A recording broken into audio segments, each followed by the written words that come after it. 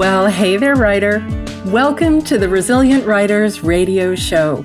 I'm your host, Rhonda Douglas, and this is the podcast for writers who want to create and sustain a writing life they love.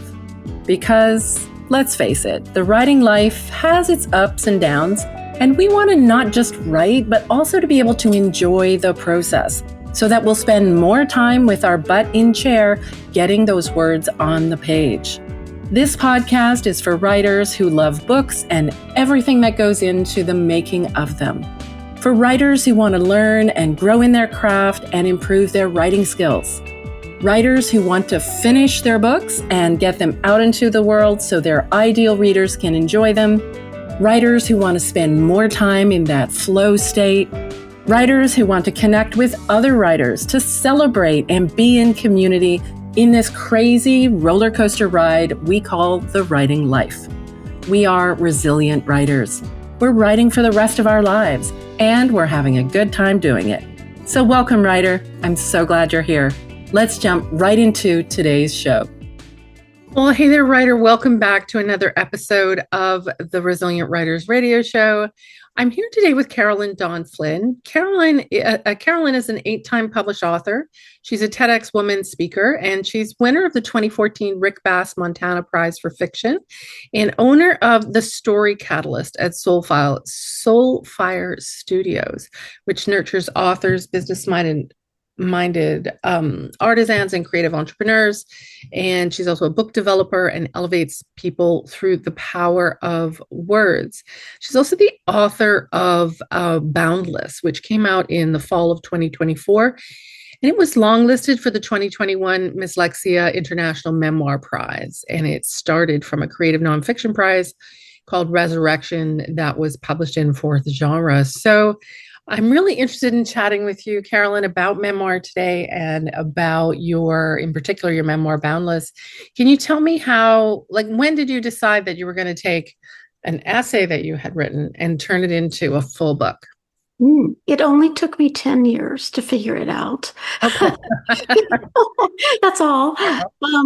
But yeah, thanks for having me on. And I'm really looking forward to talking about Boundless and talking about Memoir and how they come together. It's just a fascinating process. Mm-hmm. So yeah, how did it go from an essay that was in 4th Genre to this is going to be a full book? I really thought I was done when I wrote that essay. Right. And at the time, I was actually I was in Spalding's MFA in writing program. And when I entered, they said, "Hey, would you like to do creative nonfiction the first year? We've got a lot of fiction people." I had applied for both. So I said, "Okay, fine." What happened is that I did do creative nonfiction that year and then fiction. And I fell in love with creative nonfiction. And we have, the past 25 years, we have seen so much exploration, creative exploration around what a memoir could be. And I think the genre kind of fascinates me. I keep getting pregnant with memoirs, even though I'm a fiction writer. I don't know how this happens. I don't know who slips in the bedroom at night. I can't. But yeah, you were asking me another question there, though. I want to loop back to it. I was interested in sort of, something starting as a small piece and then you deciding, oh, no, actually, I think this is a full book. What are the factors that go into sort of deciding you've got a full book for you? This one found me. But I do think that I had kind of a methodology already in place in fiction, because I really started out learning fiction by writing literary short stories before I moved to novels. Right. And it's an excellent way to begin. Right. And so when I look back now, it was the most obvious way to begin in creative nonfiction is to write essays and short creative nonfiction pieces. And I still believe in the power of the essay. And I think it's a great laboratory for working out some of your first ideas. Yeah, but I didn't see that this was a book until all the things happened to me in 2017, which became the book. Okay. It's the thing on of life that made it just come to me in a brilliant inspiration. This is a book. This is a book now. Tell me a little bit about Boundless. How would you describe it to someone who's thinking about picking it up and reading it? Well, it's a tragicomic memoir. Um, so, so you'll have moments of tragedy followed by moments of absurd comedy. Okay. And it's largely an empty nest memoir. My guiding question was, when you have become no one, how do you become someone again? And in Mhm. my case, I was a single mother of twins.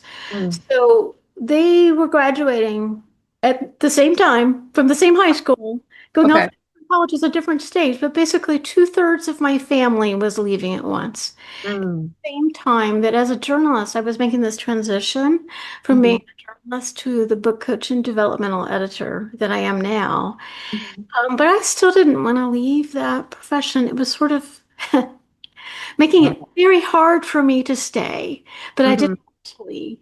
And so, two core pieces of my identity were just really going to be not just slowly fading away, but they were really going to be stripped from me Right.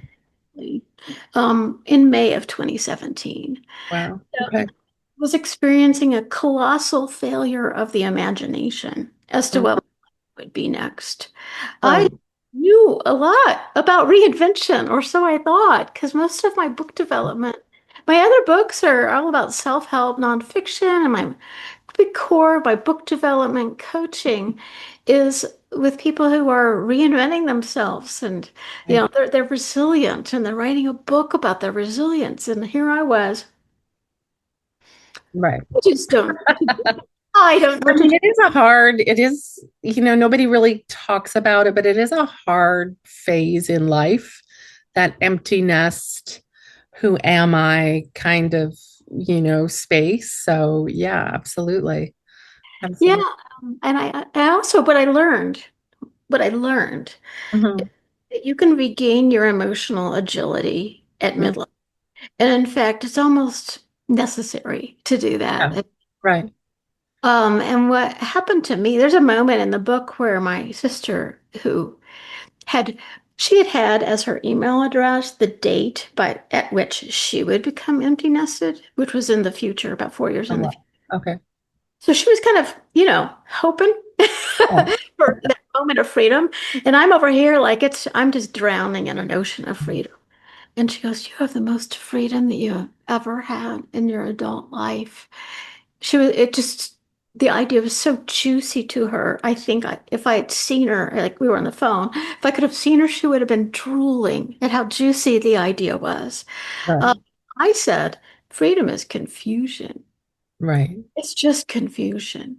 Uh, Mm. so it's probably a story about how to regain your emotional agility and reinvent yourself. Right. Oh, I love that.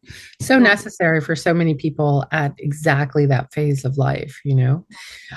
So I'm interested in, so you're now a book coach, a developmental editor. And so let's talk a little bit about when other people come to you and they're wanting to write memoirs. You had a great Substack article about the superpowers, the literary superpowers that you need to write memoir. Can you talk me through some of those? Would love to talk about that. Yeah. Well, yeah, it's called 16 Superpowers of Memoir Writers, and these are things to just sort of know and kind of install on the front end before you begin. Mhm. They will help you all along the way. Probably one of the first ways to think about memoir is that the art of it is in the selection of events. So Mm. people will say, "Oh, they think more in like autobiography. Oh, I'm Right. writing about my life. I've had such an interesting life. I've got so many good stories. My kids say I need to write a book." Right. What memoir really is something that gives meaning to a sliver of your life. Mm. So that's where the selection of events comes in. And so you select from all the things that have happened to you, the ones that give the most meaning. What really Mm. gives them more value is that reflection. Mm. There are two voices. There's always two voices in memoir, in any kind of creative nonfiction. There's the now narrator, who's, Mhm. who's the remembering self, and then there's the then protagonist who Right. is who's getting into all kinds of trouble and Right. doesn't know how to get out of the trouble and doesn't even know what it means. So Mm. experiencing self. And I think that's one thing to know on the front end of life, because you probably have a deeper theme calling to you if you're being called to write a memoir. And that sort of meaning that you're giving to it is Right. Right. which you look at all of the events, so you can leave some out. Mm, And one of the hard parts about writing Boundless is that I was entertained by my own stories from my own life because I right. enjoyed them. Okay. That's normal. But then I thought, like, just because I enjoyed them and I can get a laugh or I can get something literary on the page about it does not mean it belongs in this book. Oh, wow. So how did you make those choices? Like, are you someone who tries to kind of lock down the thematic boundary of a memoir, like before you go in, and then that helps you say, okay, this is in, but that's out? When I did that, I had one big question. I often say that theme is not theme so much as what you learned in English class, Hmm. a thesis. Yeah. It's easier to think about theme in the terms of main dramatic question. What Mm. is the main dramatic question? Which is, when you have become no one, how do you become someone again? And Okay. I tested that question on everything. But Right. the other thing I did is I time boxed it because sometimes memoir can get really sprawling if it's your whole life. I Right. said, no, it's from March 2017 to October 2017. That Oh, doesn't, wow. That's pretty tight. it's pretty tight, except it really is. Within that, I have flashbacks. I have Mm-hmm. some flash forwards as well. But the flashbacks are hooked to those present moment events of 2017. And what they add up to is a picture of kind of accumulated grief. Because I Mm-hmm. think at midlife, we tend to have accumulated a few griefs and losses. Maybe we've lost, in my case, both parents. Um, the profession I loved, the grieving of my twins, leaving the nest. So some of those old griefs came up when I was grieving the most immediate grief of Mm-hmm. twins, such as my mother. So she died 4 years before that book, but she's Right. all over it. But that Mm. time box really helped me write it. Just Mm. tight. It may help me make it tight. Yeah, I love that. So, what are some of the other superpowers you think that writers need to bring to memoir? Okay, this is a big one. I'm so glad you asked a follow-up question because get a therapist. Oh, wow. Okay. Tell me why. Because there are going to be parts for a memoir to be successful, you need to be vulnerable, and you need to be the most vulnerable person on the page. And Mm, everybody else in the book is going to look better than you do. right. Yes. Now, do you know why I say Yeah. maybe you should ask somebody? But I also say you should get a book coach and a therapist, and the therapist will help you, support you when you go to all those vulnerable places, and Mm, it will help you make sense of it too. mm, mm, Nick Carr, Liars Club, she's big on having a therapist supporting her for all of her writing. mhm. That's my other 16, one of the 16 superpowers. Yeah. Oh, I love that. I think that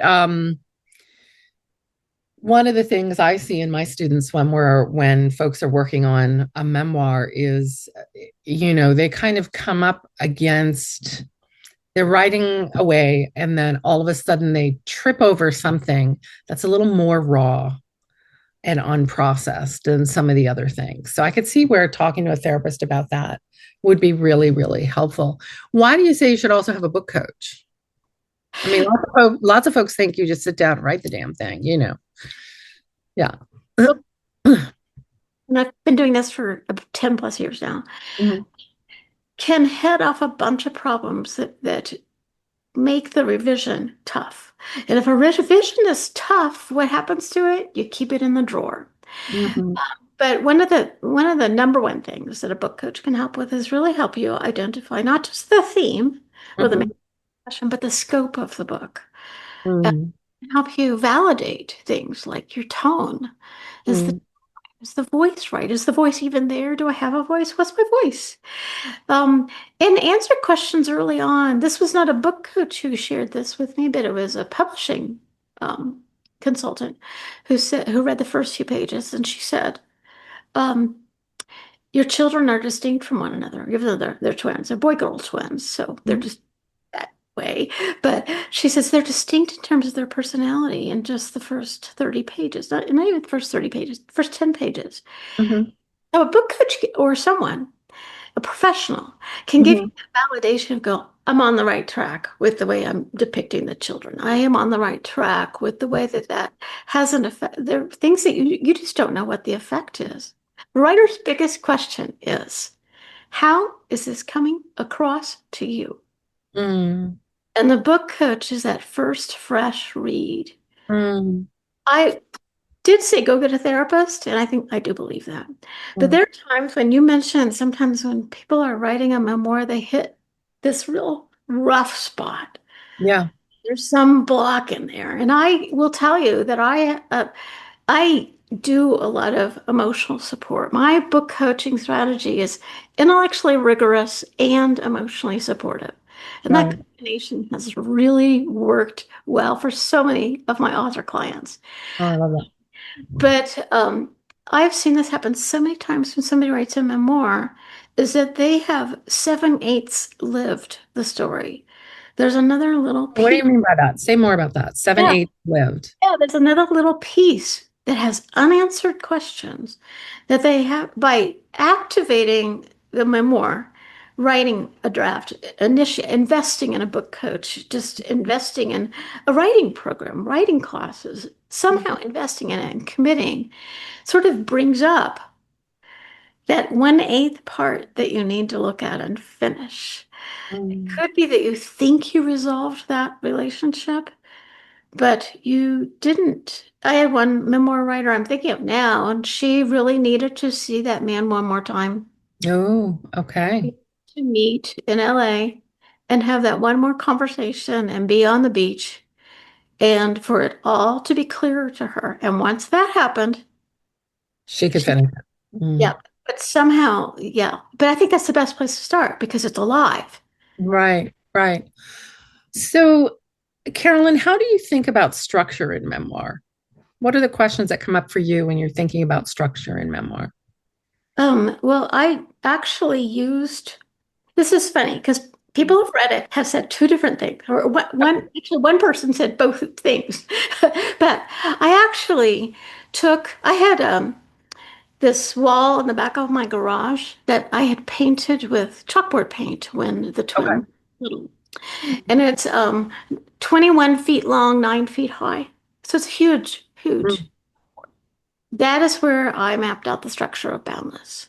Oh, wow. Love that idea. Oh, Huh. but I used the hero's journey as my guide, as my stepping stone, as my Okay. prompt. I asked myself a million times, what's the inciting incident? Right. It's the question you really need to ask yourself 1,000 times. You drill down into it deeper each time you ask yourself the question.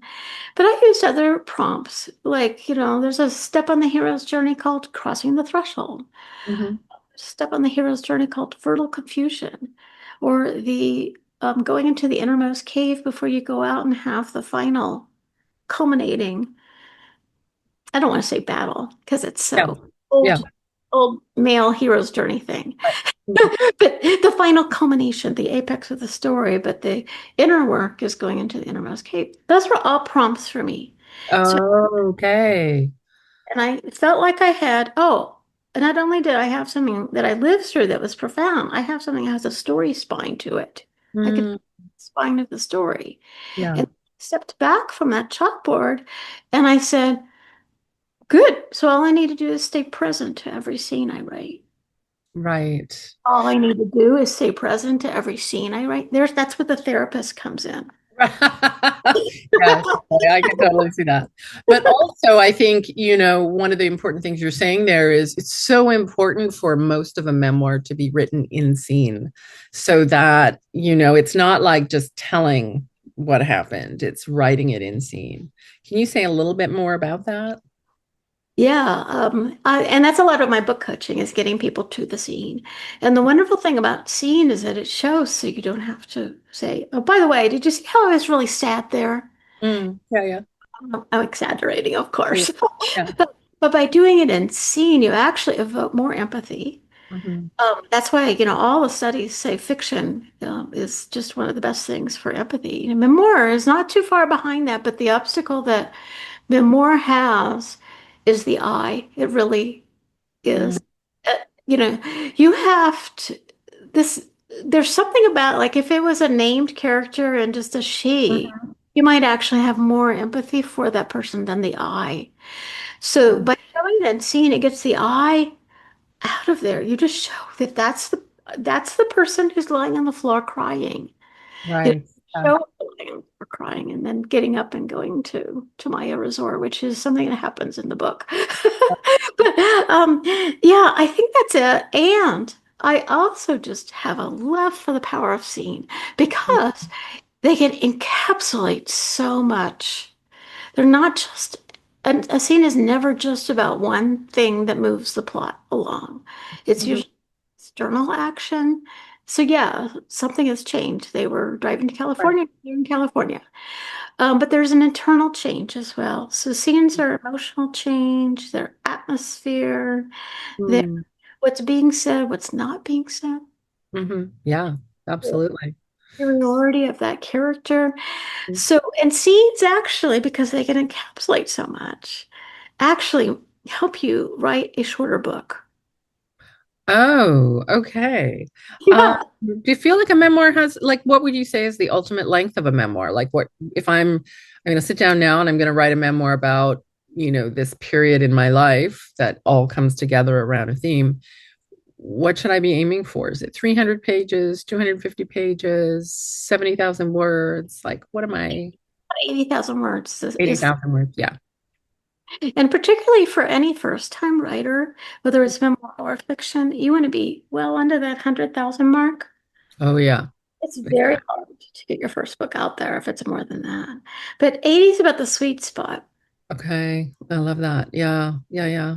So, talk to me about the other forms of writing that you do. So, you won the Rick. I'm very jealous about this, by the way. The Rick Bass Montana.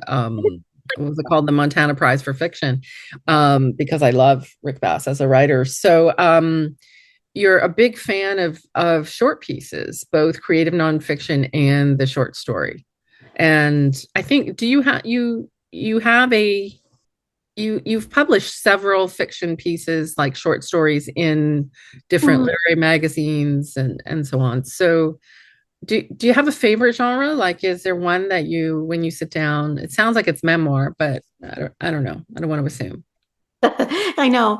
Um, I might be somebody who has a husband and a mistress.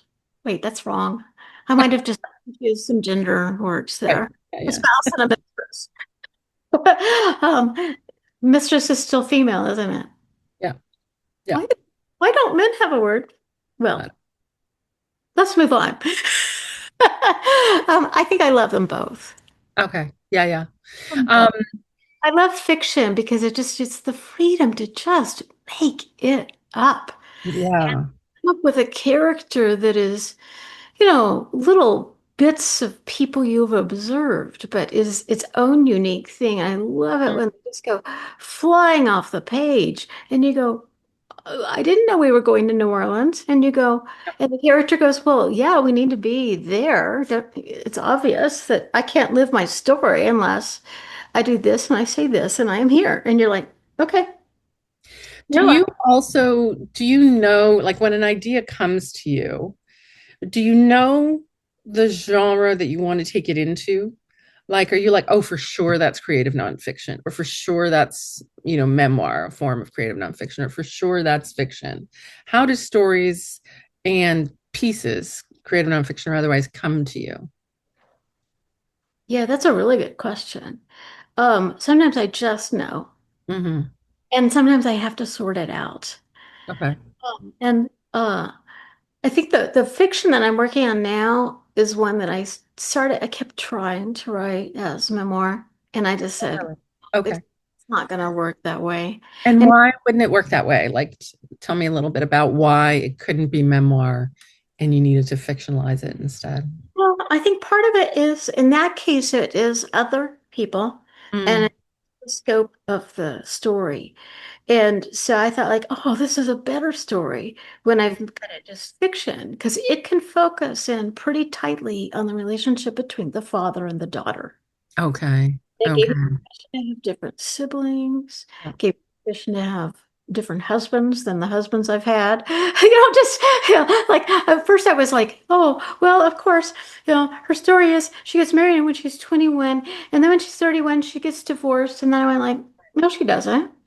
If it's fiction, I can do this other way because the heart of the story is father. Right. Mm, That's mm. how I decided on that one. And I have one right now that is just a hybrid. I think you've interviewed somebody that I listened to a couple weeks ago who was writing autofiction. Hmm. And I love that podcast because I was like, this has given me permission to Yeah. write. Yeah. Yeah, I was calling it autofiction, but she didn't love that term. She was just sort of messing around and calling it hybrid, which I love. So Yeah.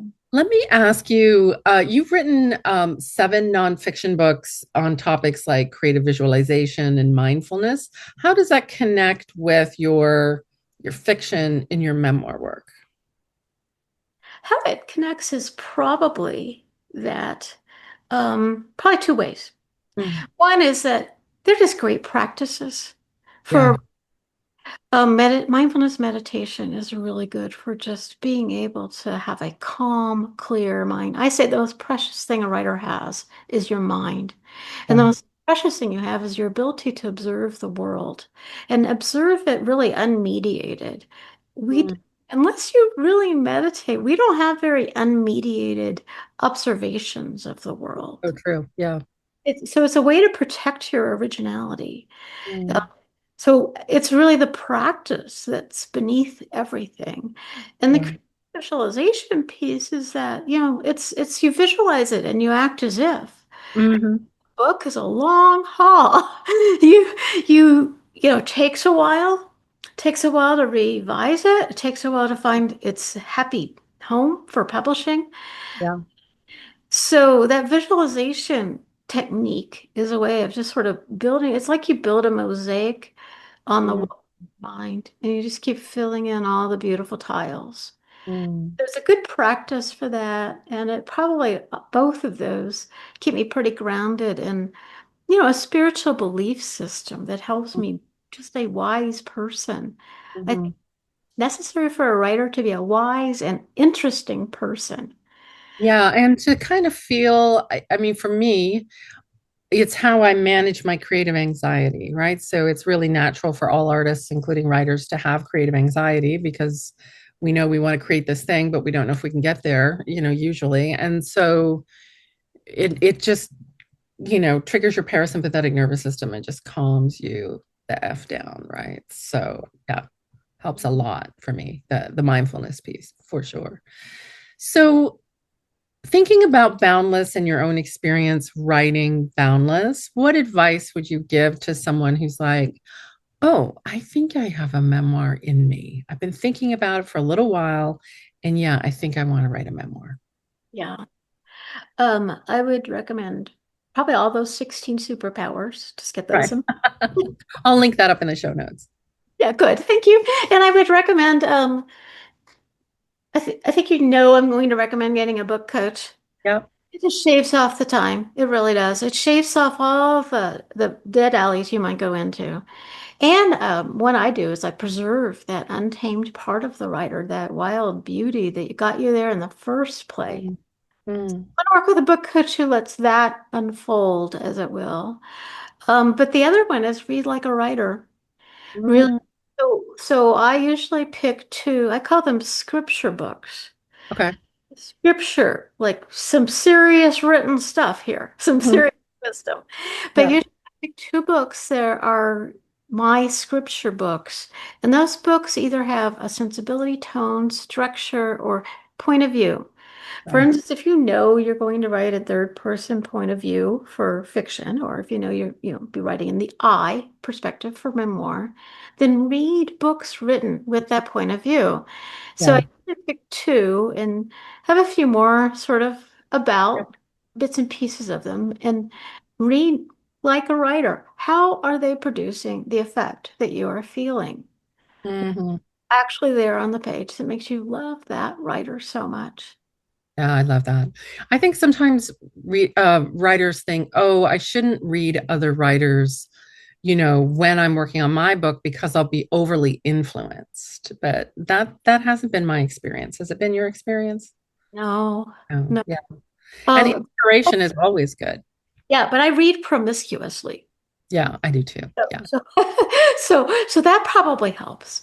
If you read just one book, Mm. you may be risking the danger of Yeah. following it too much. Yeah. That's what another reason that I do say choose two scripture books, Mm. because that will be it's all like an automatic insurance that you're not going to Mm. like one or the other. Like right now, my two scripture books for the new one I'm working on are. Um, you Can Make This Place Beautiful by Maggie Smith. She's a poet. Okay. Yeah, I know that. Yeah. Everything Happens for a Reason by Kate Bowler. Okay. And they're very different books. I mean, Kate Bowler's hilarious. So she appeals to my tragic comic side, but she also writes so well about spirituality and divinity and theology and of course health and life. And she's just delightful. But those two very, very different books are the ones that I go back to like, okay, what did she do with her structure? Okay. How did she do that? Yeah, I love that. I love that. Um, I just, yeah, I can't say enough about reading while writing and as you say, reading like a writer. It was so great to talk to you today, Carolyn. Thanks so much. And we'll put a link to Boundless in the show notes so people can find it. But I just really appreciate you chatting with me today. Thank you so much. I appreciate it. It was great questions. Thanks. Talk Yeah. soon. Okay. Thanks Thank so you. much for hanging out with me today and for listening all the way to the end. I hope you enjoyed today's episode of the Resilient Writers Radio Show. While you're here, I would really appreciate it if you'd consider leaving a rating and review of the show.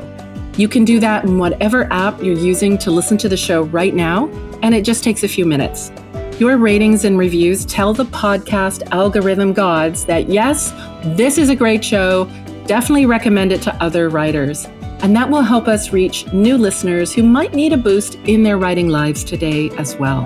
So please take a moment and leave a review. I'd really appreciate it, and I promise to read every single one. Thank you so much.